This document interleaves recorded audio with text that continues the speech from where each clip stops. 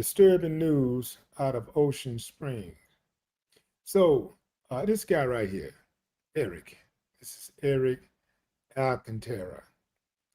Eric claimed to be Nolan Wells' friend, right? Reportedly, Eric posted something along the lines of poking fun about committing a crime that could get himself at least 10 years in prison. This is the message that he allegedly posted on TikTok. Now you can see, I think 1, 2, 3, the fourth post. It's hard to see it there, but I'll blow it up for you so you can read along. So he reshared this post. When your parents ask about your day out, but everything you did was illegal, deserving a minimum of 10 years in prison. So reportedly, he reposted this. He reposted it or reshared it, right?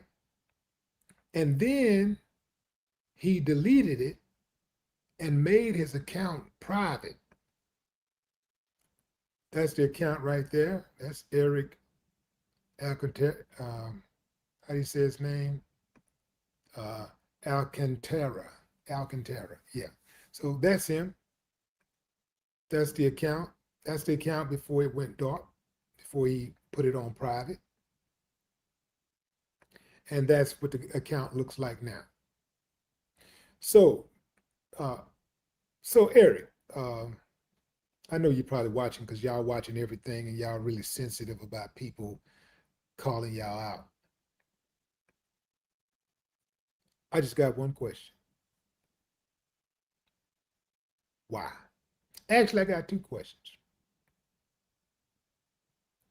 Why and what happened to Nolan? Go ahead and spill the beans, man.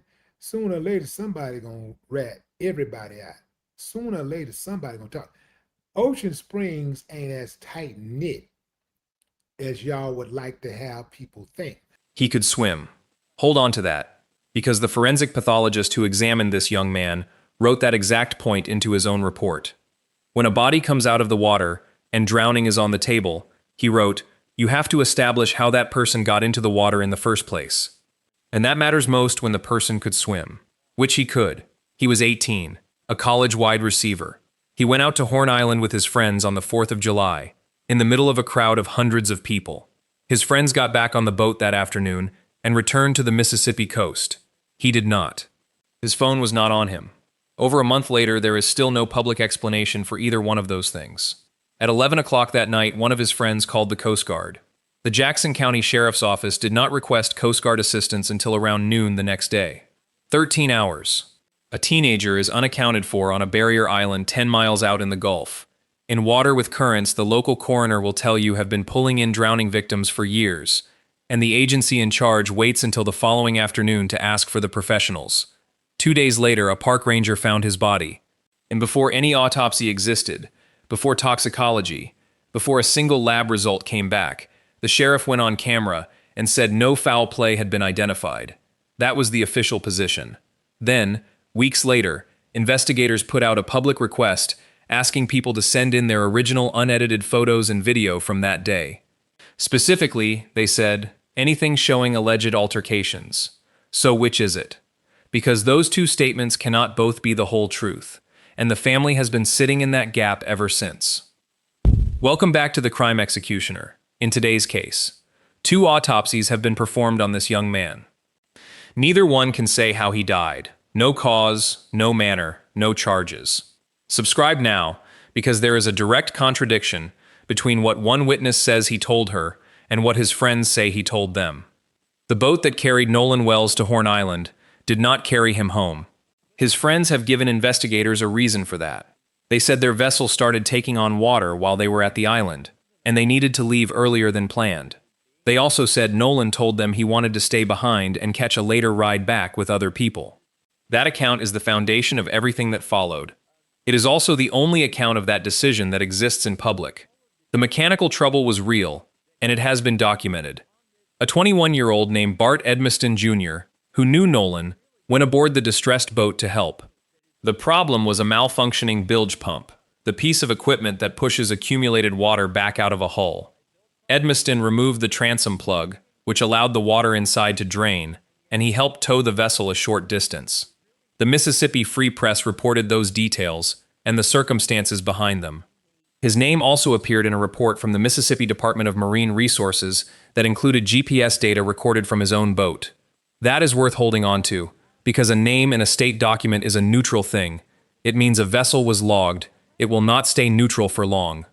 Hundreds of people had come out to that island for the holiday. Through the afternoon, they began peeling off in ones and twos, engines starting up, boats turning back toward the coast. Nobody has been able to establish with certainty which of those departures was the last time anyone saw Nolan Wells. Accounts differ. Some place it around 4:30 in the afternoon. Others put it closer to 6 o'clock. More than a month of investigation has not closed that gap, and the people working the case have said openly that no one seems able to pin down when he was last seen or heard from. By nightfall, he had not come home. His mother reported him missing. One of his friends did the same. At around 11 o'clock that night, that friend called the United States Coast Guard. The Jackson County Sheriff's Office did not request Coast Guard assistance until around noon the following day. 13 hours sat between those two moments. An 18-year-old was unaccounted for on an uninhabited barrier island roughly 10 miles out in the Gulf, in water the county coroner has described as having produced drowning victims from those islands over the years, and the request for the agency that searches that water professionally came the next afternoon. On the morning of July 6th, 2 days after the holiday, a park ranger found Nolan Wells in the water at the northwest tip of Horn Island. For the first few days, this belonged to Jackson County. Local officers, local coverage, a coastal community absorbing the loss of a young man a lot of people had watched play football. That did not last. Nolan's family retained Ben Crump, the civil rights attorney whose name attaches to nearly every case in America where a black family believes an investigation is not being run straight. Crump does not take quiet cases. When he signs, the story stops being local. Days later, Nolan's parents were not in Mississippi. They were in New York, seated at a press conference beside Crump and the Reverend Al Sharpton, asking publicly for what they said they had not been given: a full, transparent, and urgent investigation into their son's death. Sharpton was careful about how he framed it, and the framing matters more than the volume. He said the situation did not smell right to him. He acknowledged that people were already accusing him of injecting race into the case, and he rejected the premise. He was not bringing race in, he said, but he was not discounting it either, because nobody knew what this was yet. Then he turned the demand around. Telling us not to rush to judgment and call it racist is fine, he said, but do not rush to judgment and call it not racism, because we do not know. Crump was blunter about the official posture. He said the details were not adding up, and he tied that directly to the history of the state where it happened. Mississippi officials pushed back, and their responses belong in this account as much as the family's. Sean Tyndall, the state's commissioner of public safety, told a Mississippi talk radio station that his heart was bleeding for Nolan's family and friends. He also said the investigation would lead wherever it led, and that there was no indication anything regarding race had led to what happened. State Senator Jeremy England expressed confidence in the way the official investigation was being handled. Charles Ramsey, a law enforcement analyst for CNN and a former big city police commissioner, made a different objection.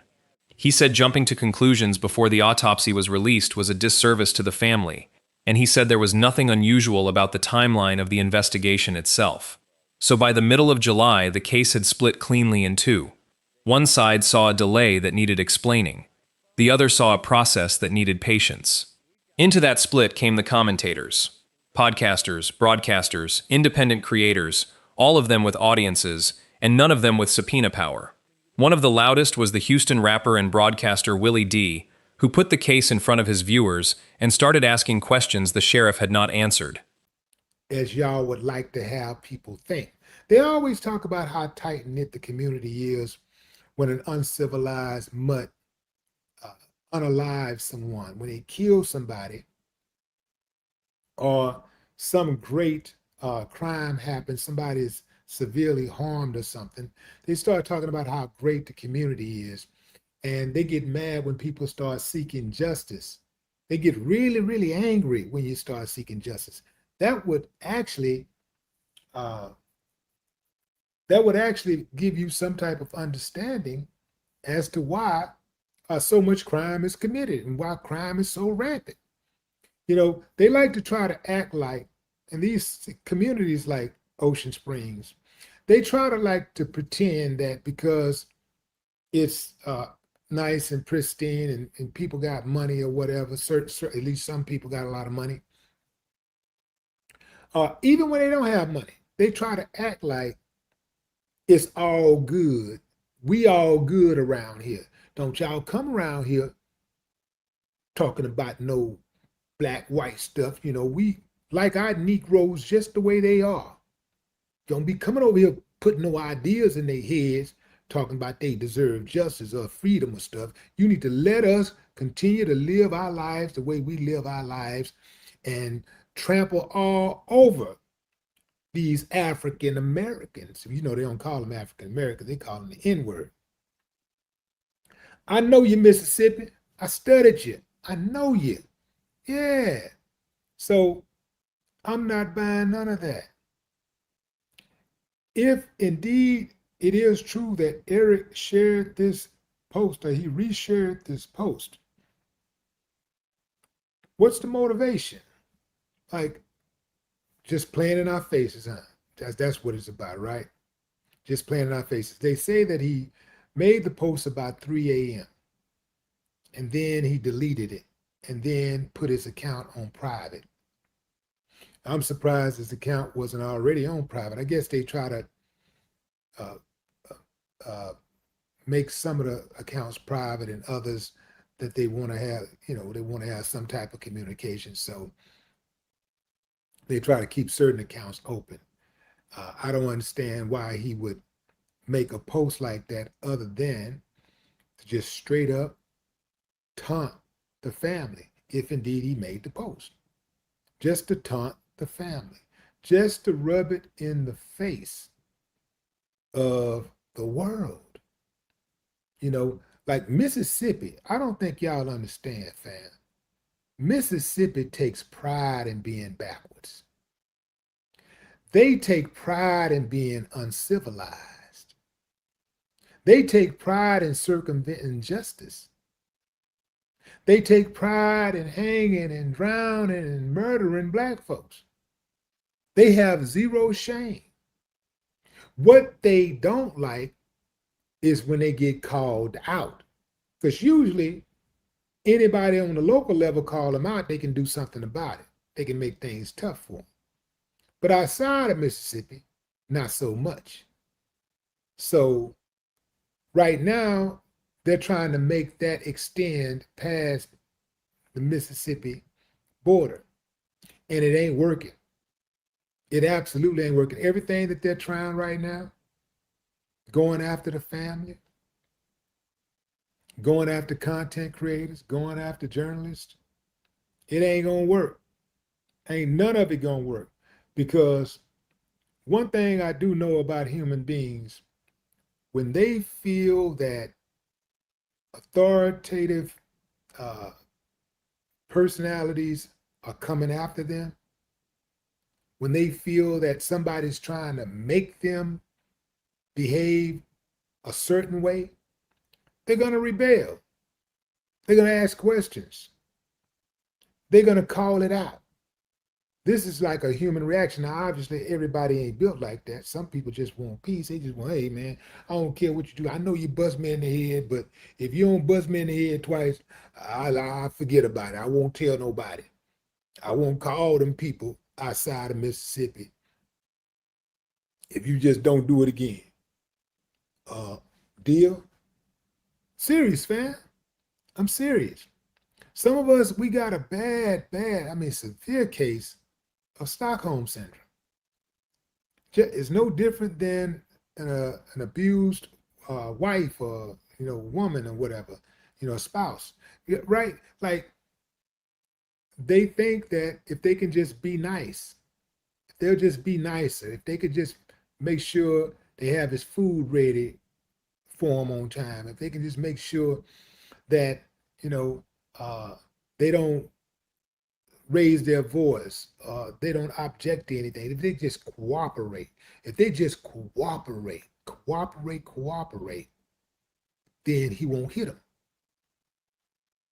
And once an abuser, always an abuser. I'm saying, like, once a dude start beating on a certain woman. Now, I'm not saying that a dude can't get over, can't get past that, but it is extremely difficult for him to do it with the same woman that he abused. And he may not never put his hands on a new woman, but that woman, that particular woman, if he's abusive, she hasn't ever given him an incentive to not be an abusive. What I mean is that she's never held him accountable. You see? So if you reward bad behavior, meaning that if you stick with it, you stay, you don't say anything about it, you remain silent. Remember, silence is complicity, right? That means that if you see something, say something. If you don't, then somebody thinks it's okay. And that means that if you don't say anything, then that translates into you thinking that whoever that person is who's in violation, in their mind, you must be okay with it because you ain't saying nothing about it. And that goes for all the white folks out there too. If y'all ain't saying nothing about this case and other cases like this, if y'all not saying anything about injustice, y'all see this racism clear as day. And y'all know what it is. All of that gaslighting some of y'all do ain't never gonna work. All of that, y'all make it about race, you know damn well it's always about race. 99.9% of the time in this country, it's always about race. The woman, Elliot, I can't say her name, I think Jean Elliott is her name. I'm sure most of you have seen that video where she was inside of, it looks like some type of auditorium, ballroom or something, some type of meeting room or whatever. And she asked a group of white folks, it had to be at least 100. I want you to stand up if you would want for yourself, if you would want to be treated like black folks in this country are treated. Do you know? It was at least, I'm thinking it may have been a few hundred white folks. Not one of them stood up. She said, I don't think you heard me. Let me say it again. I want you to stand up if you would like to be treated like black people in this country are treated. Not one stood up. But you better believe they was very argumentative before she made that statement. They were talking all about how racism is overrated and it ain't as bad as you. Yeah, but they didn't stand up. Not one of them stood up.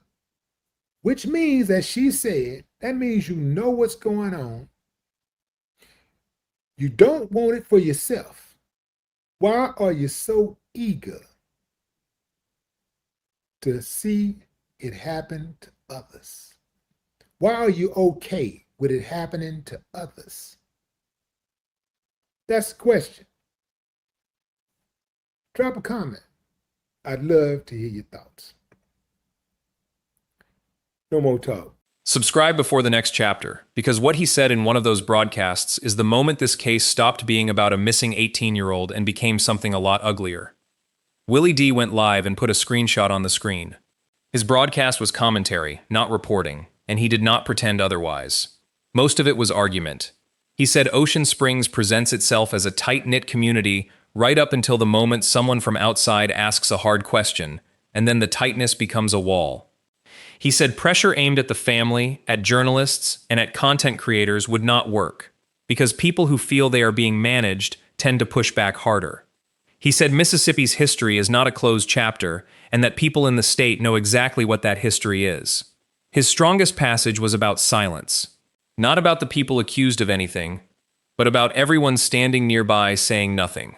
Silence is complicity, he said, and if you watch something happen and you never object, the person doing it learns that you are fine with it. To make the point land, he reached for an exercise a lot of viewers will recognize. He described a room full of white adults being asked to stand if they would want to be treated the way Black Americans are treated in this country. Nobody stood. The woman running that exercise is Jane Elliott, the Iowa educator behind the Blue Eyes Brown Eyes experiment. Willie D said on camera that he could not remember her name and guessed at it. He got the name wrong. He did not get the point wrong. Then he moved to the part that matters here. He put up a social media post he said had been reshared by a young man he identified as a friend of Nolan's. The post joked about spending a day doing things that would earn a long prison sentence. He said it went up around 3 in the morning, that it was deleted shortly after, and that the account was switched to private. He showed what he said was the profile before and after. He named the person, addressed him directly on the stream, and asked him what happened to Nolan. Here is what has to be said plainly. That allegation appears in no news reporting on this case. Not in the wire coverage, not in the national broadcasts, not in the Mississippi outlets that have been working this story since the 4th of July. There is no confirmation that the account belonged to who it was said to belong to, no confirmation the post was ever made, and no reporting connecting that person to anything investigators are examining. That is not a small gap. That is the entire evidentiary basis. And this is precisely how the online phase of this case has operated. A name surfaces. A fragment of digital residue gets attached to it. An inference fills the space between them, and then that inference travels to hundreds of thousands of people who never see the correction.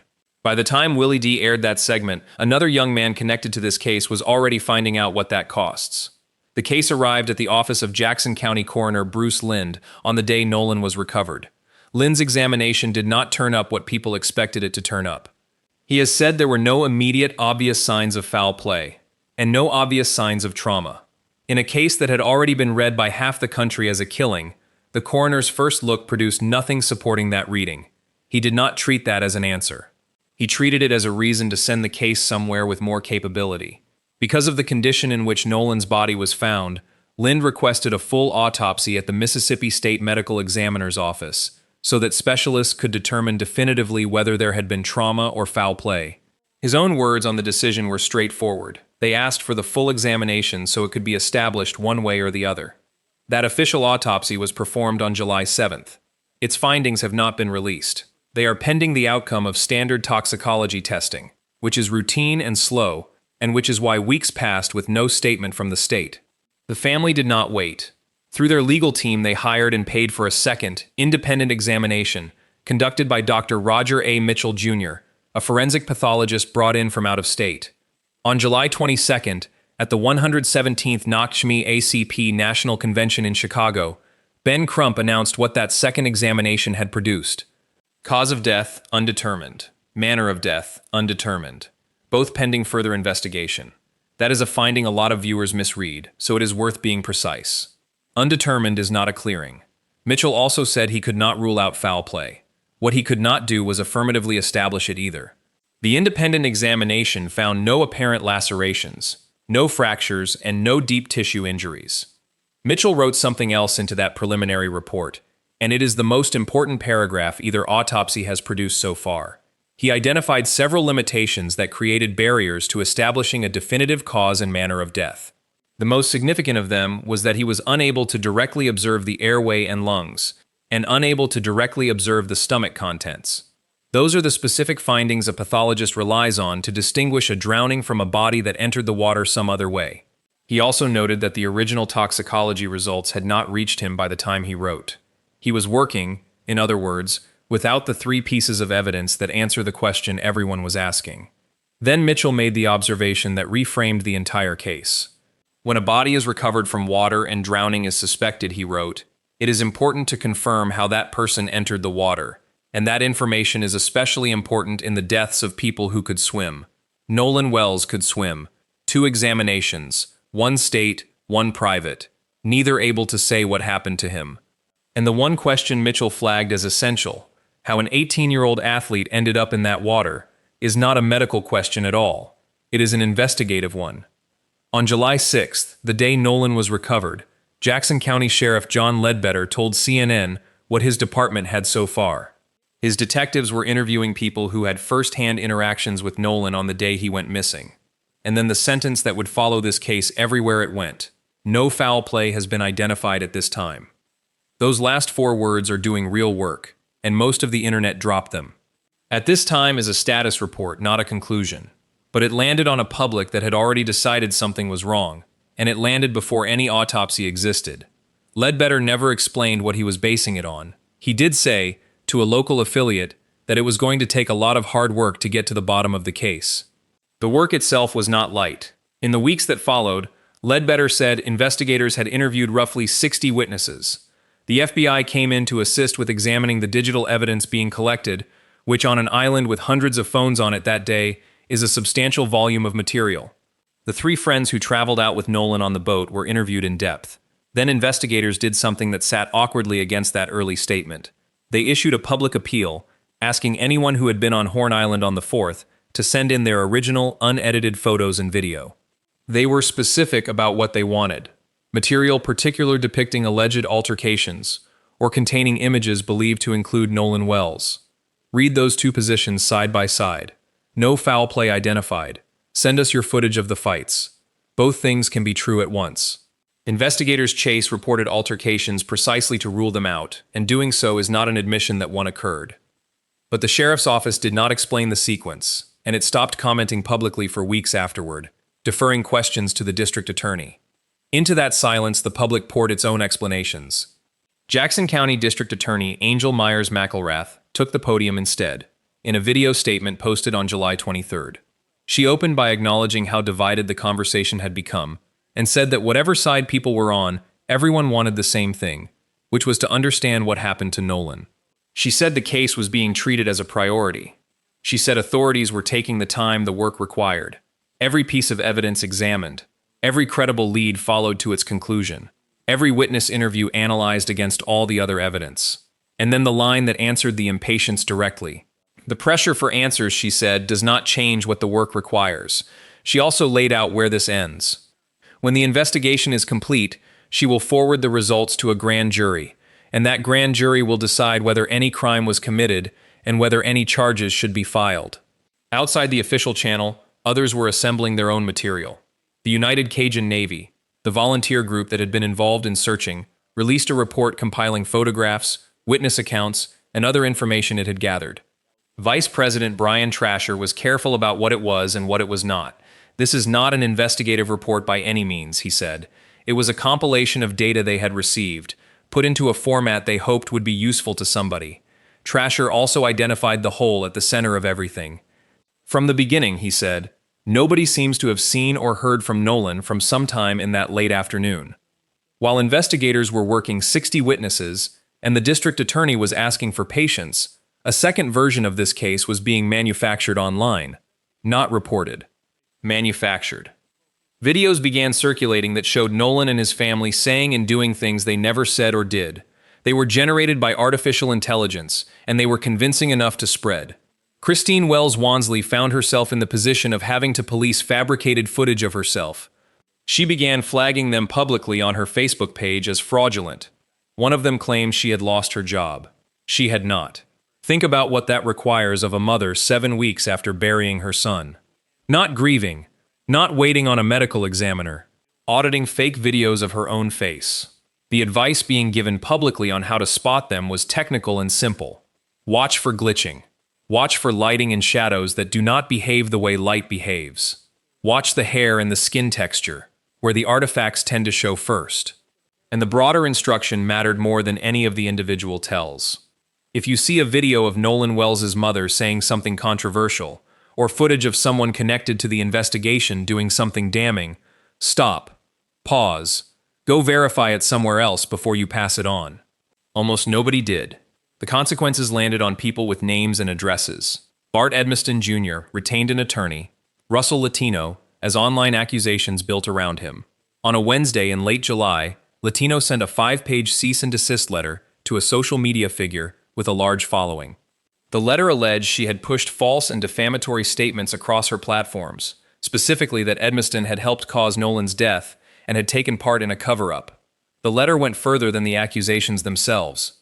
It alleged she had published his home address, photographs of his house, property records, and details about where his family members worked. Latino said he anticipated sending more letters like it. Then it stopped being letters. Federal charges came down against 3 people in 3 different states. Edward James Porter of Illinois was charged after allegedly making multiple calls to 2 witnesses on July 31st, threatening to kill them and their families, and telling them he knew where they lived. One of those he allegedly threatened was a member of Edmiston's family. Michelle Francine Edwards of Ohio was charged over alleged bomb threats placed to the George County Chancery Clerk's Office and the Jackson County Sheriff's Office on July 23rd. According to an affidavit, she called the clerk's office 21 times, telling them the clock was ticking. Joseph Alfredo Vasquez Dumarce of California was charged on July 14th over an alleged threatening Facebook message sent to a Jackson County Chancery Court judge tied to the investigation. Illinois, Ohio, California, not one of them from Mississippi. And here is the detail that should stop everyone watching this. Prosecutors and investigators have said that none of the 3 appears to know Nolan Wells, or his family, or the group of friends who were on that boat. They had no connection to this case at all. They watched it online, they decided who was guilty, and they picked up a phone. That is what the demand for answers turned into while the actual answers were still being tested in a laboratory. Subscribe before we finish, because this case is going to a grand jury, and when those jurors decide whether a crime was committed on Horn Island, this channel will be covering exactly what they saw and exactly what they concluded. Strip away the commentary, the fabricated videos, the threats and the letters, and here is the case as it exists today. There is no cause of death, there is no manner of death, no one has been charged in connection with how Nolan Wells died. The state's findings remain pending. A grand jury has not yet been convened on this. That is the whole factual position. Everything else currently attached to this case in public is interpretation. Which brings this back to where we started, and to the broadcast that framed it. Willie D was right about the things that were actually documented. The delay between an 11 o'clock call for help and a noon request the following day has never been publicly explained. Official confidence did arrive before the evidence did, and no one has explained the basis for it.